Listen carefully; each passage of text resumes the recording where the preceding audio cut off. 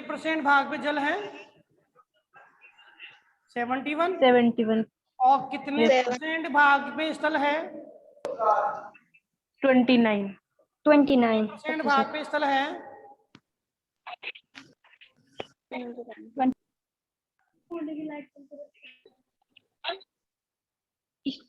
स्थल स्थल भाग है।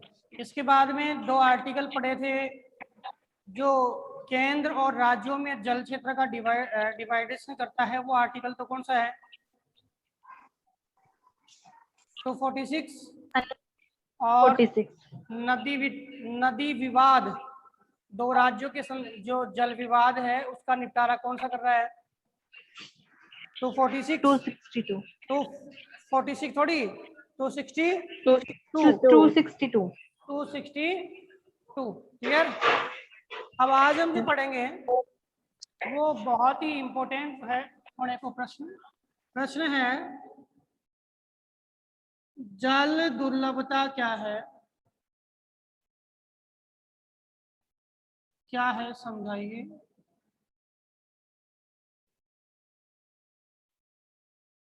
आपका प्रश्न है जल दुर्लभता क्या है, समझाइए।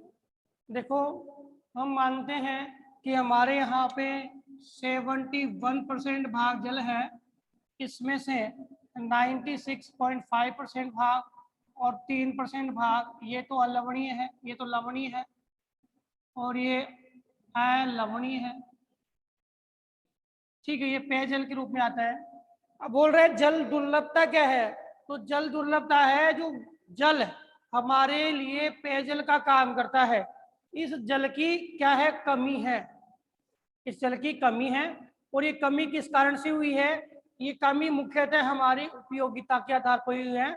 हमारी उपयोगिता जो है वो हमारा जो प्लान है इसको उपयोग करने का वो सही नहीं है, इस कारण से इस जल की लगातार क्या हुई है, कमी हुई है। और यही बेटा जल की दुर्लभता है। दुर्लभ जानते हो ना कि जो जल है वो हमें सही मात्रा में प्राप्त नहीं हो, उसे हम क्या बोलते हैं, जल दुर्लभता कहते हैं। जल है वो हमें विशिष्ट मात्रा में प्राप्त नहीं हो, हमें आवश्यकता के अनुसार प्राप्त नहीं हो, उसे हम क्या बोलते हैं बेटा, जल दुर्लभता कहते हैं। अब आपकी बात प्रश्न की कि आप कहोगे साहब पृथ्वी पे तो इतने संसाधन हैं, फिर दुर्लभता की बात कहाँ आई? डस्टर कहाँ रख दिया? दुर्लभता की बात कहाँ पे आई? तो दुर्लभता की बात हम करें तो हम उन क्षेत्रों का अध्ययन करेंगे जो अध्ययन जल की दृष्टि से देखें तो बहुत ही पिछड़े हुए हैं, वहां जल की बहुत कमी है। भाई हम किसी भी संसाधन की उपयोगिता को जब सिद्ध कर पाते हैं जब वो संसाधन, अगर अब इसका किसी क्षेत्र में अभाव है और अभाव को और जहाँ पे प्राप्ति का अच्छा स्रोत है उस क्षेत्र को, दोनों क्षेत्रों में हम तुलना करवाते हैं तो हम उस संसाधन की उपयोगिता समझ पाते हैं। किसी भी संसाधन की, भाई कोई संसाधन कोई रिसोर्सेज है उसकी उपयोगिता कब समझेंगे, जब हम एक प्राप्ति स्रोत यानी एक विशिष्ट स्रोत और एक अभाव क्षेत्र दोनों की तुलना करवाएंगे। तो हम जल की दुर्लभता को कैसे समझें? जल की दुर्लभता के लिए हम राजस्थान का अध्ययन कर सकते हैं साहब, राजस्थान के पश्चिमी भाग का अध्ययन कर सकते हैं। पश्चिमी भाग जहाँ पे बहुत सारे प्रदेश ऐसे हैं जो वर्षा की अनियमितता के कारण सूखे की चपेट में या सूखे की स्थिति वहां पैदा होती है। वर्षा की अनियमितता के कारण सूखे की स्थिति उन क्षेत्रों में पैदा होती है, मुख्यतः राजस्थान में कहा गया कि पहले पढ़ा था हमने सामाजिक जो भाई संसाधन वन और वन्य जीव क्या है उनकी कमी हो रही थी, तो वहां पे कुछ सामाजिक रीजन भी आ रहे थे, क्या संसाधनों का ह्रास हो रहा था। और उसमें कहा गया था कि जो राजस्थान में जो महिलाएं हैं वो कई किलोमीटर दूर तक पानी लेके आती है, कई किलोमीटर दूर तक है पानी लेके आती है। बताओ ये जल अभाव नहीं है तो क्या है? ये जल की दुर्लभता नहीं है तो क्या है? आज राजस्थान में अधिकांश क्षेत्रों में जल की कमी है, लेकिन आप बोलो कि पश्चिमी राजस्थान, तो पश्चिमी राजस्थान में आपने पढ़ा होगा कि पश्चिमी राजस्थान जो है वहां पे कौन सी नहर परियोजना आई है बेटा? इंदिरा गांधी नहर परियोजना। कौन सी नहर परियोजना आई है? इंदिरा इंदिरा गांधी गांधी नहर। नहर परियोजना। इस इंदिरा गांधी नहर परियोजना के पश्चिमी राजस्थान के लगभग 12 जिलों में जलापूर्ति के लिए प्रयास किया है। मुख्यतः देखें तो इंदिरा गांधी परियोजना, देखो अपने पश्चिमी राजस्थान के जिले तो 12, इंदिरा गांधी नहर परियोजना कितने जिलों तक गई हुई है? तो ये आपकी परियोजना 9 जिलों को लाभान्वित कर रही है। ठीक है, 8 और एक पेयजल। पेयजल में किसका नाम आता है? पेयजल में नाम आता है झुंझुनू का। ठीक है, और प्रयास किए जा रहे हैं, प्रयास किए जा रहे हैं कि झुंझुनू, सीकर और जयपुर तक इंदिरा गांधी नहर परियोजना का लाभ, इसकी एक शाखा है चौधरी कुंभाराम आर्य से हमें मिल सके। तो प्रयास तो सरकार कर रही है, फिर भी राजस्थान में अधिकांश गांव ऐसे हैं, राजस्थान में देख लो, वर्तमान स्थिति तो पूर्वी राजस्थान की भी ऐसी आ गई है। ठीक है, अधिकांश गांव ऐसे हैं जो पेयजल की समस्या से ग्रस्त है। किससे ग्रस्त है बेटा? पेयजल की समस्या से ग्रस्त है। तो जल अभाव क्या होता है? जल की जो हमें प्राप्ति होती है वो एक निश्चित मात्रा है।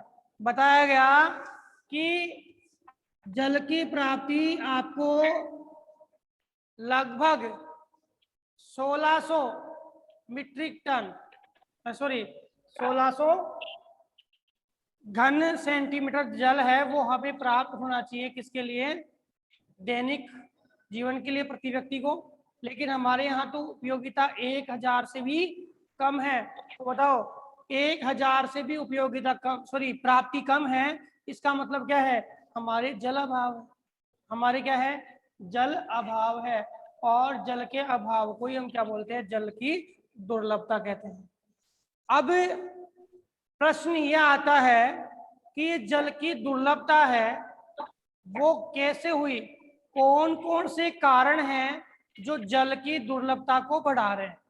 जल की दुर्लभता को बढ़ाने के लिए कौन कौन से कारण हैं? या जल की दुर्लभता को आप जल के दोहन से समझ सकते हो, जल की दुर्लभता को आप जल के दोहन से समझ सकते हो। तो कौन कौन से कारण हैं जो जल की दुर्लभता को बढ़ा रहे हैं? तो बताइए बेटा। सबसे पहला कारण,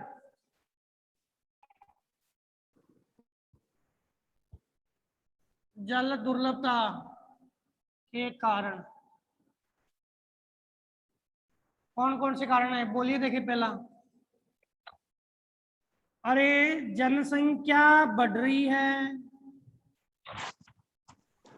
ठीक है, और जल की मांग में वृद्धि हो रही है। जल की मांग में क्या हो रही है? वृद्धि।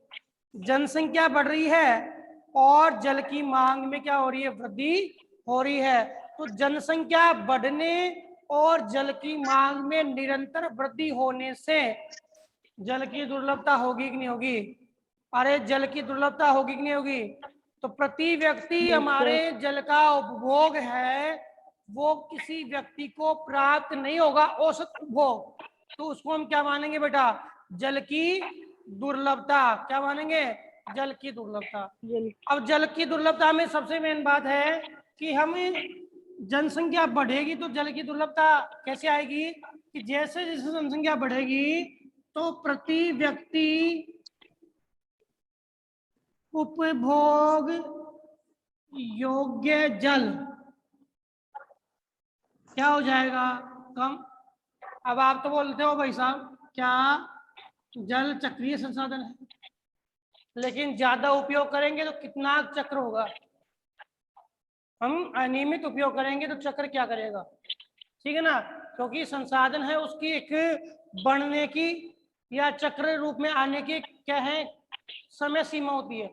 और हम उस समय सीमा से भी बहुत आगे चल रहे हैं दोहन करने में, वेस्टेज करने में। तो हमारे यहाँ पे उसकी क्या है, दुर्लभता यह है कि वो सही नहीं हो पाएगा। तो प्रति व्यक्ति उपभोग्य योग्य जल का क्या होगा, कम मिलेगा जब जनसंख्या ज्यादा बढ़ेगी। अब इसके पीछे कारण क्या है कि हमें घरेलू जल उपयोग को किस प्रकार से अविवेकपूर्ण तरीके से, भाई हमारा घरेलू जल उपयोग कैसा है, अविवेकपूर्ण है। यानी हम बिना बुद्धि से, यानी बिना अपने विवेक से क्या कर रहे हैं, घरेलू जल का उपयोग कर रहे हैं। घरेलू जल का मतलब है घर में हम जो जल है, चाहे अपने दैनिक क्रियाओं में ले लो, भोजन के लिए ले लो या अन्य कार्य के लिए ले लो, ये जो जल है उसका अनियमित रूप से हम क्या कर रहे हैं, दोहन कर रहे हैं, इसको वेस्टेज कर रहे हैं। और इस वेस्टेज से क्या हो रहा है, जनसंख्या उपभोग योग्य जल की जो रूपरेखा है वो धीरे धीरे कम हो रही है और जल की दुर्लभता हमारे सामने आ रही है। इसके अलावा हमें जनसंख्या वृद्धि हो रही है तो अनाज की पूर्ति भी करनी है साहब। क्या करनी है, अनाज की पूर्ति करनी है। अब अनाज की पूर्ति करने के लिए हम क्या करेंगे, सिंचाई करेंगे। क्या करेंगे, सिंचाई भी करेंगे, जल की आपूर्ति करेंगे। भाई तो वर्षा से हो गया, और दूसरी फसल से रबी जायद में हम क्या करेंगे, सिंचाई करेंगे। तो हम सिंचाई करेंगे तो हमारी सिंचाई का भी जो तरीका है, जो हम सिंचाई दो प्रकार से, एक तो सिंचाई होती है बेटा रक्षित सिंचाई, एक होती है उत्पादन वृद्धि सिंचाई। एक तो है फसलों की रक्षा के लिए हम सिंचाई करें, एक उत्पादन वृद्धि के लिए सिंचाई करें, एक हम फव्वारा सिंचाई करें, ये तकनीकी है। एक तो फसलों की रक्षा के लिए सिंचाई कर रहे हैं, एक उत्पादन की वृद्धि के लिए सिंचाई कर रहे हैं, एक फव्वारा सिंचाई कर रहे हैं, एक ड्रिप कर रहे हैं, ठीक है। या हमें सिंचाई जो कितनी करनी चाहिए हमें नॉलेज ही नहीं है, और हम क्या कर रहे हैं, अति सिंचाई कर रहे हैं, जैसे पश्चिमी राजस्थान में हो रहा है। तो ये सारी प्रोसेस है वो हमारे लाभ के लिए हमने स्टार्ट किए हैं, लेकिन हमारे लाभ के कारण हम लॉन्ग टर्म देखें, आगे आगामी काल वाले आगामी समय के लिए देखें तो हमें क्या हो रहा है, नुकसान हो रहा है। जल की मात्रा क्या हो रही है, कम हो रही है, और जनसंख्या वृद्धि बढ़ हो रही है, जल की मात्रा कम हो रही है। तो बताओ क्या होगा, क्या आएगी, जल की दुर्लभता दुर्लभता, आएगी, जल की जल दुर्लभता। समझ में आएगी बेटा जी, सामान्य बात यस है। सर। भाई जनसंख्या बढ़ेगी तो उपयोग तो बढ़ेगा ना। भाई अपने घर में आप देख लो, अपने घर में आप 2 या 4 लोग रहते हो, कोई समय 5, 10, 15 लोग आ गए रहने के लिए, तो आप दैनिक उपभोग देखो, दैनिक उपभोग देखो, अचानक जल का, और चीज छोड़ो, अचानक जल का उपभोग क्या हो गया, बढ़ गया। भाई आएगा, क्योंकि जल है जीवन का एक मुख्य अंग है, जीवन के लिए आवश्यक संसाधन है। अगर कोई भी व्यक्ति है आएगा तो वो पानी तो अवश्य पिएगा, पिएगा कि नहीं पिएगा। तो सामान्य बात हमने एक छोटे से क्षेत्र की है, ऐसे ही पूरे भारत में, ऐसे पूरे विश्व में जनसंख्या बढ़ेगी तो जल के स्रोत डिवाइड होंगे कि नहीं होंगे, डिवाइड होंगे तो क्या होगी, दुर्लभता आएगी या नहीं आएगी, बताओ। आएगी सर। आएगी ना। आएगी सर। अब यस सर। ये तो बात हो गई आपकी जनसंख्या की पूर्ति कर रहे हैं, हम और एक्स्ट्रा नहीं ले जा रहे, हम किसकी पूर्ति कर रहे हैं? जनसंख्या की। सिंचाई करके कर रहे हैं, घरेलू उपयोग करके कर रहे हैं, ठीक है। इसके अलावा जल का अतिदोहन, जल का अतिदोहन कैसे करते हैं भाई? जल का अतिदोहन, जल का अतिदोहन हम करते हैं कैसे? हम जगह जगह, जैसे मान लो सिंचाई वाले क्षेत्र की बात कर ले, तो हम जगह जगह क्या बना रहे बेटा? नलकूप बना रहे। हर एक कृषि क्षेत्र अपना क्या है? नलकूप बना रहा है, ठीक है। जगह जगह हम नलकूप बना रहे हैं, जगह जगह हम क्या कर रहे हैं? पहले कुएं खोद रहे थे, नलकूप बना रहे हैं, और नलकूप और कुओं से हम अनियमित रूप से जल बाहर निकाल रहे हैं, जल बाहर निकाल रहे हैं। तो कारण क्या हुआ कि हमारे पास में भौमजल, बताया था कल, लगभग 22.5% हमारे पास में भौमजल है। कुल 3% जल का 22.5% हमारे पास में भौमजल। भौमजल का मतलब बेटा भूमिगत जल। कौन सा जल है? भौमजल का मतलब है भूमिगत जल। कितना है? लगभग 22.5% हमारे पास में भौमजल है। अब भौमजल में जो हमारे क्षेत्र है वहां क्या होता है? भूमिगत जल कैसे बढ़ता है? वर्षा जल क्या कर रहा है? रिसाव कर रहा है। क्या कर रहा है? रिसाव। और ये भूमि के आंतरिक भाग में जाता है। ऐसे ही आपके जलाशय हैं जो हम बनाते हैं, क्या जोड़े, तालाब जो बोलते हैं ना, वो जलाशय हैं जो कच्चे हैं नीचे से, जिसे हम जल संभर बोलते हैं, ठीक है। जल भ्रत, जल संभर, इनके माध्यम से भी आपके जल क्या हो रहा है? रिसाव हो रहा है, ठीक है। तो ये जहां जहां जल इकट्ठा किया है वहां से जल क्या हो रहा है? आंतरिक भाग में रिसाव हो रहा है। अब रिसाव हो रहा है, उसकी एक मात्रा है, निश्चित मात्रा में रिसाव हो रहा है, जिससे जल की कैपेसिटी है वो आंतरिक भाग में बढ़ रही है, ठीक है। अब होता क्या है कि जो जल की कैपेसिटी रिसाव की है उससे कई गुना ज्यादा हम जल को बाहर निकाल रहे हैं, जल को बाहर निकाल रहे हैं। तो हुआ यूं कि जल का लेवल बहुत ऊपर था, अब धीरे धीरे हमने जल का अतिदोहन कर लिया, तो इसका लेवल क्या हो गया? बहुत नीचे हो गया। और बहुत सारे नलकूप तो ऐसे हैं जहाँ जल क्या हो गया? समाप्त हो गया। आप बोल रहे हो पानी तो सूख गया। अरे पानी सुखा नहीं है ना, हमने क्या किया? उस पानी को पूरा का पूरा ही क्या कर दिया? बाहर निकाल दिया। अब जो स्थिति उसकी थी, उस स्थिति के अकॉर्डिंग हमने उसको रहने नहीं दिया, तो वो जल क्या हो गया? धीरे धीरे कम हो गया। जल क्या हुआ? धीरे कम हो गया। तो ये अति दोहन, नलकूपों के माध्यम से अति दोहन हो रहा है। ये सिंचाई का हमें तरीका नहीं है, हम अनियमित सिंचाई कर रहे हैं, होगा क्या हमें मतलब नहीं है। हमें तो ये मतलब है कि 5 लोग हैं और 5 लोगों ने एक नलकूप तैयार किया है। अब एक लोग, ये सारे लोग हैं, इनका समय समय पर क्या है? नंबर आ रहा है सिंचाई के लिए। अब कितनी सिंचाई हो गई, उसकी आवश्यकता है या नहीं है, वो क्या करेगा? पानी डालेगा ही डालेगा। आवश्यकता नहीं है तो भी डाल रहा है। बताओ, फसल खराब, भूमि खराब और जल खराब, तीन तीन आपके नुकसान हो रहे हैं। तो इस नुकसान के लिए, और लाइट यानी बिजली जो है उसकी भी बचत नहीं हो रही, तो ये स्थिति उत्पन्न हो रही है। तो अति दोहन भी है वो दुर्लभता का कारण है। अति दोहन क्या है बेटा? दुर्लभता का कारण है, ठीक है। अब इसके बाद अत्याधिक उपयोग, ज्यादा उपयोग। भाई दोहन तो कर रहे हैं, हम ज्यादा उपयोग भी कर रहे हैं। अब ज्यादा उपयोग किसके माध्यम से हो रहा है?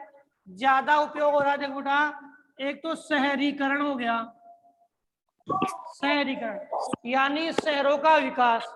अब शहरों का विकास है तो आबादी क्षेत्र बढ़ रहा है, लोग आके रह रहे हैं, तो उसके लिए जल की आवश्यकता है कि नहीं है?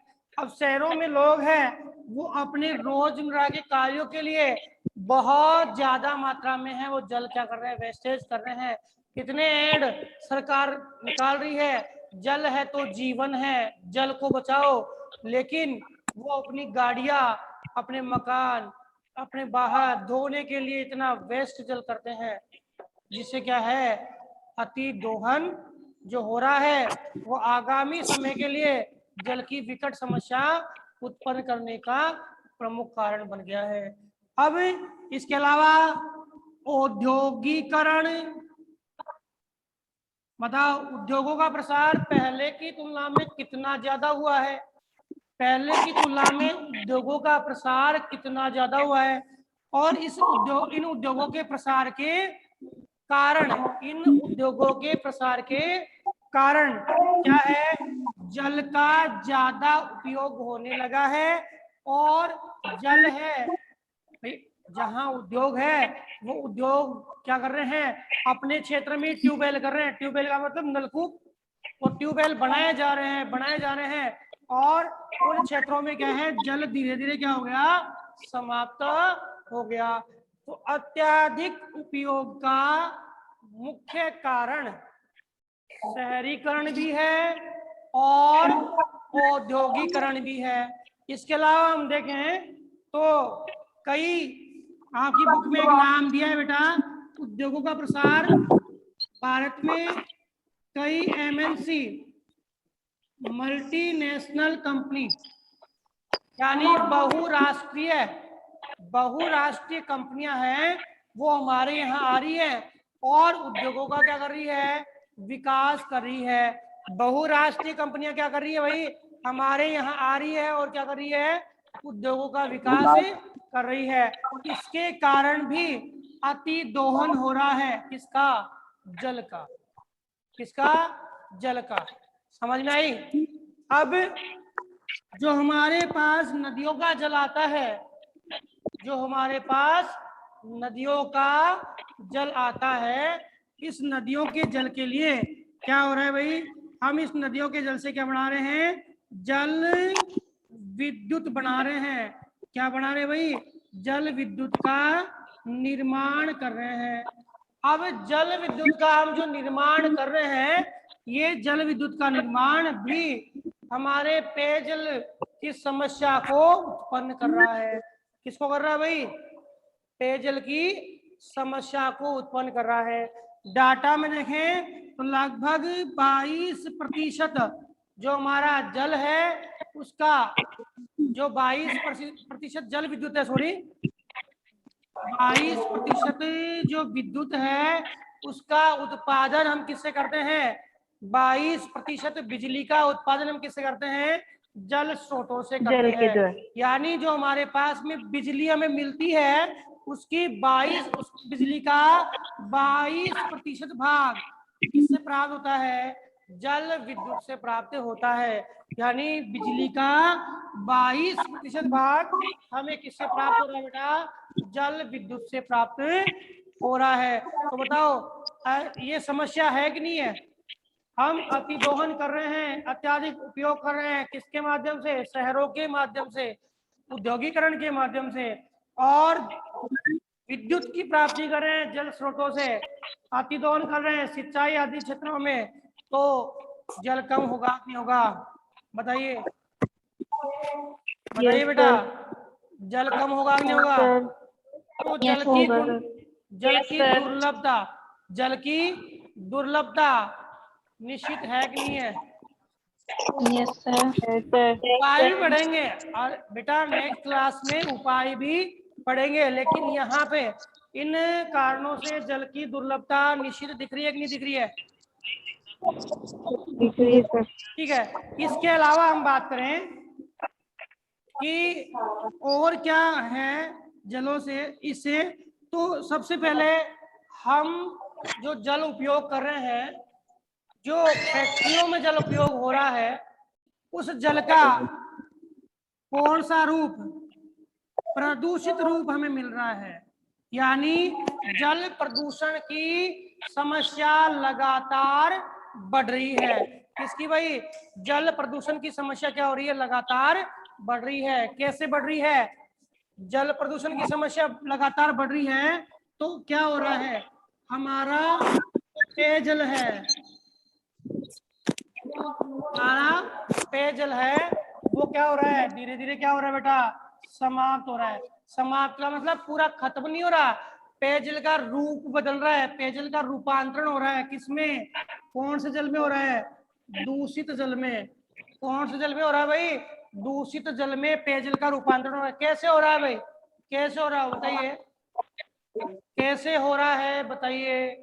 पेयजल का दूषित जल के रूप में रूपांतरण हो रहा है, और यह भी जल की दुर्लभता को बता रहा है, जल की दुर्लभता को बता रहा है। कैसे,